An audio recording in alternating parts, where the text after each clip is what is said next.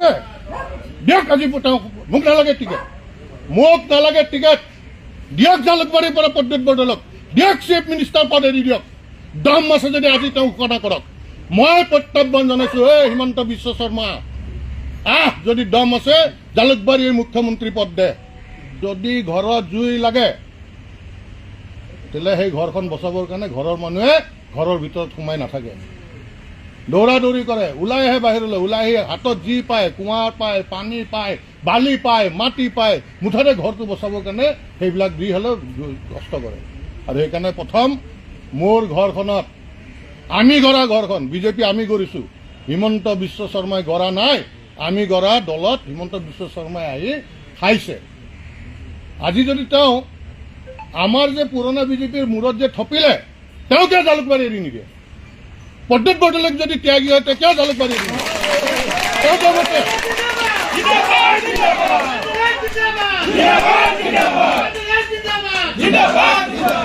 দম আছে দিয়ক। আজি মোক নালাগে টিকেট, মোক নালাগে টিকেট দিয়ক। জালুকবাৰীৰ পৰা প্ৰদ্যুৎ বৰদলৈক দিয়ক, চিফ মিনিষ্টাৰ পদ এৰি দিয়ক। দম আছে যদি আজি তেওঁ ঘোষণা কৰক।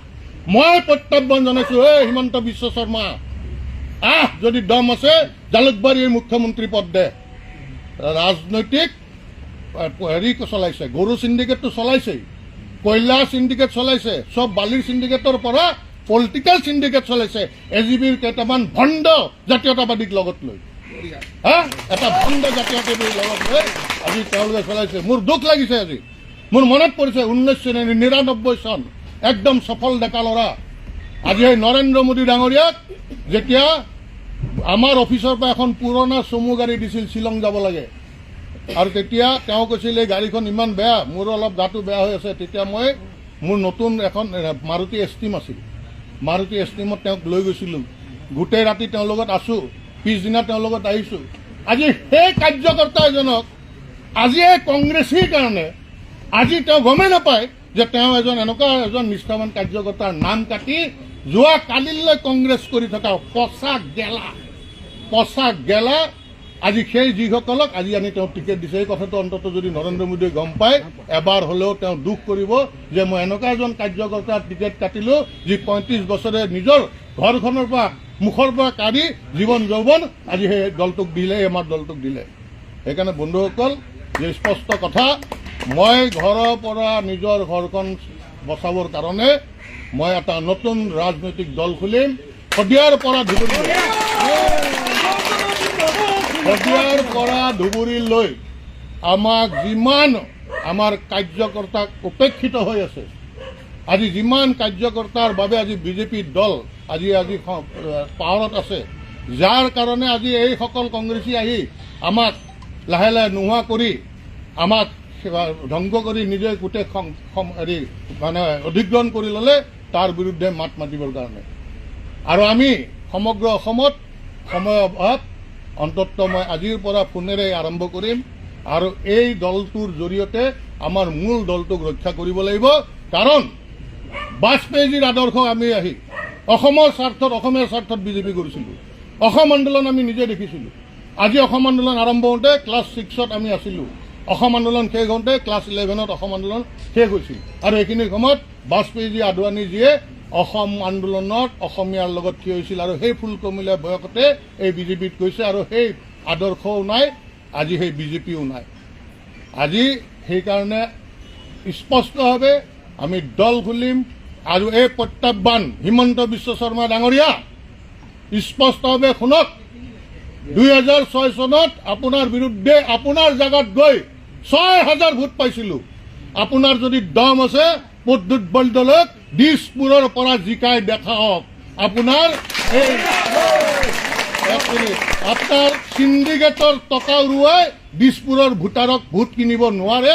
দিছপুৰীয়া ভোটাৰ আপোনাৰ টকাত বিক্ৰী হোৱা বিকাও ভোটাৰ নহয়। আপোনালোকৰ বিকাও ভোটাৰ আমাৰ দিছপুৰীয়া ৰাইজ নহয়। আপোনাৰ দম আছে যদি প্ৰথম প্ৰদ্যুৎ বৰদলৈক এৰি দিয়ক, দিছপুৰ জালুকবাৰী মুখ্যমন্ত্ৰী তেওঁ ঘোষণা কৰক, নহ'লে দিছপুৰত আহক। আছো আৰু আপোনাৰ মুখ্যমন্ত্ৰীৰ সপোন চবকে টুপি পিন্ধাই মুখ্যমন্ত্ৰী হোৱাৰ সপোন। এইখন প্ৰকাণ্ড ৱাল এইবাৰ আপোনাৰ বিৰুদ্ধে থিয় হ'ব। সকলোকে একত্ৰিত কৰাৰ সময় কম হ'ব, কিন্তু আপোনাৰো এই দুই নম্বৰ টুপি পিন্ধি ৰাজনৈতিক অভিগণ্ডি পূৰণ হোৱাৰ বাবে আমি বিজেপি কৰা নাছিলো, এই তেজ আমি পানী কৰা নাছিলো। আপুনি আপোনাৰ ঘৰৰ পৰিবাৰে অজগৰৰ দৰে সকলো মাটি খোৱাৰ কাৰণে আমি চৰকাৰত আপোনালোকক অনা নাছিলো, আমি আনিছিলো জাতিৰ কাৰণে। আৰু এই জাতিৰ কাৰণে মাত মাতি থাকিমে, মাত মাতি আহিমে। প্ৰথম চৰ্ত হ'ব আমাৰ দলৰ স্পষ্টভাৱে কোনো কংগ্ৰেছে কোনো মন্ত্ৰীসভাত ৰাখিবই নোৱাৰিব, তেতিয়াহে আমি সমৰ্থন কৰিম। বিজেপি হৈ বিজেপি আমি বিজেপি হৈ মৰিম, যদিও পদত্যাগ কৰিম সেইটো আনুষ্ঠানিকতাহে, অন্তৰৰ পৰা বিজেপি পদত্যাগ নকৰোঁ। কোনো কংগ্ৰেছীক আহিয়ে কোনো বিষয়ভাৱ দিব নোৱাৰিব, কোনো বিষয়ভাৱ দিব নোৱাৰিব। আমাৰ পুৰণি বিজেপিৰ কাৰ্যকৰ্তাৰ স্বাৰ্থত এই কামখিনি কৰিম, দলৰ কাৰণে ৰাইজৰ কাৰণে আমি দল কৰি যাম।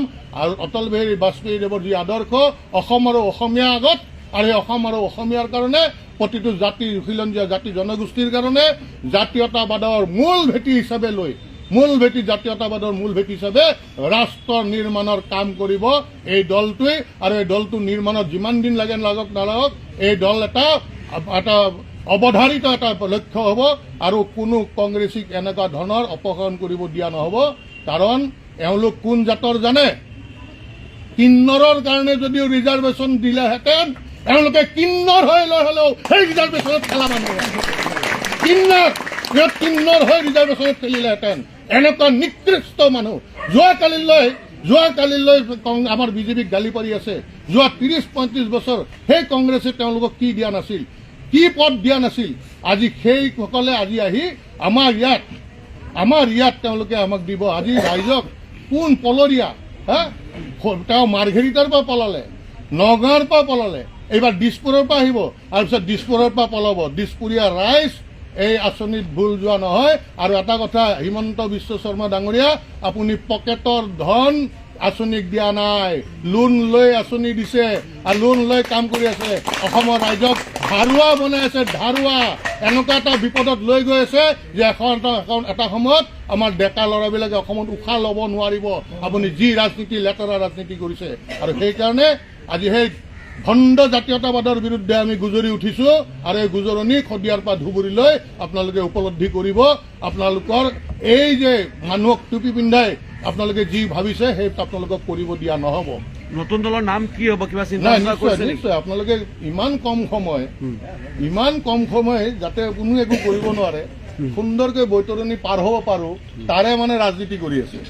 আমিও সেইকাৰণে মই কৈছোঁ নহয় প্ৰথমে যে মোৰ সম্পূৰ্ণ আমি একদম ৰেডি। 23 তাৰিখে মই নমিনেশ্যন দিম। 23 তাৰিখে দিনৰ 12:30 বজাত নমিনেশ্যন দিম। আৰু এই নমিনেশ্যন এইকাৰণে দিম, ৰাইজে বিচাৰিছে। আৰু ময়ো ভোটাৰ, মই দিছপুৰৰ ৰাইজ।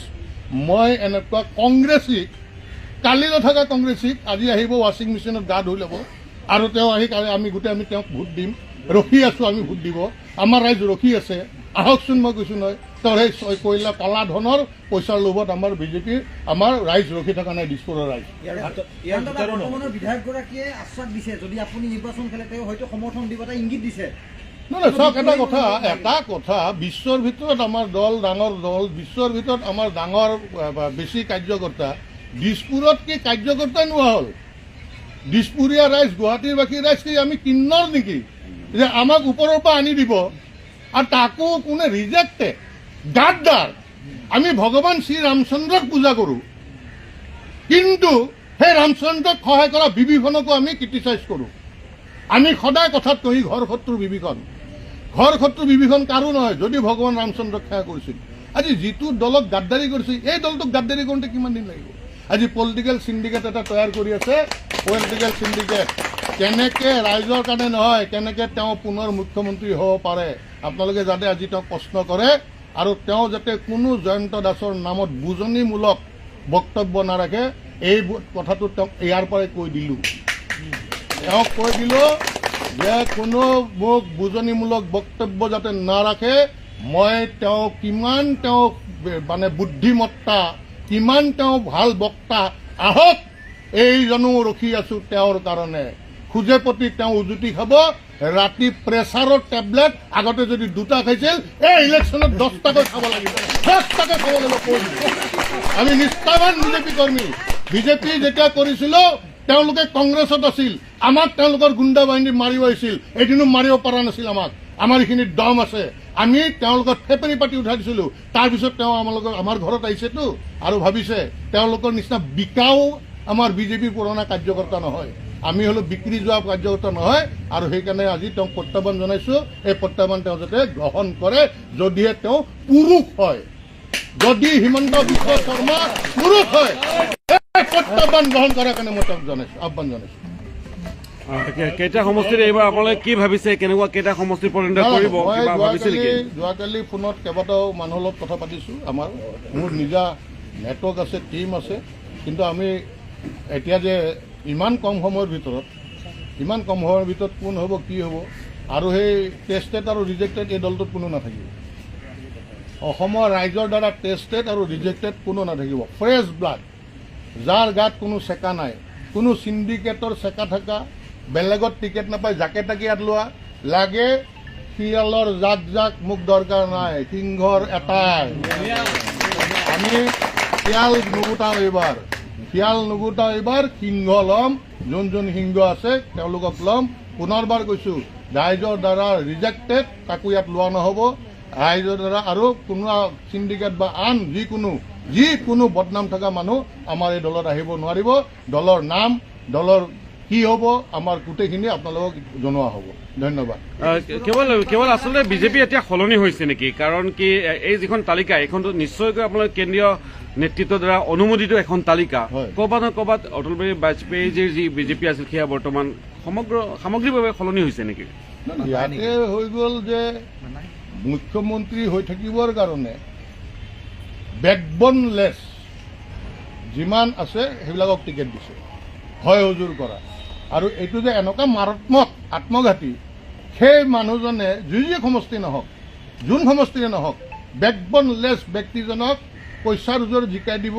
পইচাৰ জোৰ জিকাই দিয়াৰ পিছত তাত যিকোনো সিদ্ধান্ত ল'লে ক'ব, এই চুপ থাক, তোক টিকেট দিছোঁ, MLA বনাইছোঁ। সেই মানুহজনেও ক'ব, মোক টিকেটো দিছে, MLA বনাইছে, হয় ছাৰ আপুনি অহাবাৰো টিকেট দিব, অহাবাৰো MLA বনাম, মোৰ এটাই কাম, আপুনি যি কয় হয় ছাৰ কোৱা। আৰু সেই হয় ছাৰ কোৱা মানুহ বনাই লৈছে, বনাই তেওঁ সপোন দেখিছে, এইবাৰ সেই সপোন পূৰণ নহয়।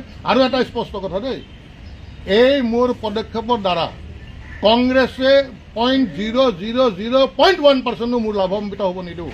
কাৰণ কংগ্ৰেছ হ'ল অসমীয়া জাতিৰ শত্ৰু। কাৰণ তেওঁলোকে টুইষ্ট কৰি দিয়েতো, টুইষ্ট কৰেতো। তেওঁ ভাল অৰেটৰ নহয়তো হিমন্ত বিশ্ব শৰ্মা, তেওঁ এজন ডিবেটৰ আছিল কলেজত। ডিবেটৰৰ কামেই কি হ'ল, সপক্ষে বা বিপক্ষে। বিপক্ষে মানে প্ৰথম শব্দটো হ'ল যে সূৰ্য পূব পিনে ওলায়, বিপক্ষে হ'লে তাৰ এগেইনষ্টত ক'ব লাগে। যুক্তিটো কিমান ভাল দিছে সেইটোৰ ওপৰত তেওঁ পুৰস্কাৰ পায়। তেওঁ সৰুৰ পৰাই তেওঁৰ অভিজ্ঞতা আছে মিছাক সঁচাকৈ মানুহৰ মাজত প্ৰচাৰ কৰা। আৰু সেইকাৰণে আজি কৈ দিছোঁ পুনৰবাৰ, আমাৰ এই পদক্ষেপৰ দ্বাৰা কেৱল বিজেপিয়ে লাভান্বিত হ'ব, কিন্তু আৰু সেই কংগ্ৰেছীসকল হেৰি হৈ থাকক দেই। আমাৰ ফালৰ পৰা সেই যিসকল কংগ্ৰেছী মুঠ খলাই, যিসকল দৰকাৰ হ'লে কিন্নৰ হ'বলৈও হেৰি মানে তেওঁলোকে চিন্তা নকৰে, সেইসকল কিন্তু সজাগ হওক। আমি বিজেপিক ক্ষতি নকৰোঁ, বিজেপিক আগুৱাই দিম। আমাৰ চৰ্ত থাকিব, আৰু এই দলটো এইকাৰণে কৰিছোঁ যাতে আমি দলটোৰ জৰিয়তে অনাগত দিনত আমাৰ বিজেপিৰ ঘৰখন সুন্দৰ আৰু আমি সম্পূৰ্ণভাৱে শক্তিশালী আৰু মজবুত কৰিব পাৰোঁ, আৰু এই অপশক্তিৰ পৰা যাতে ঘৰখন বচাব পাৰোঁ। এই জুই হ'ল ঘপকৈ লগা জুইকুৰা অপশক্তি হয়। ঘৰ এখনত যদি ঘপকৈ একুৰা জুই লাগি যায়, সেই জুইকুৰা নুমাবৰ কাৰণে সকলোৱে দৌৰা দৌৰি কৰে, সেই জুই নুমাবৰ কাৰণে পদক্ষেপ লৈছোঁ।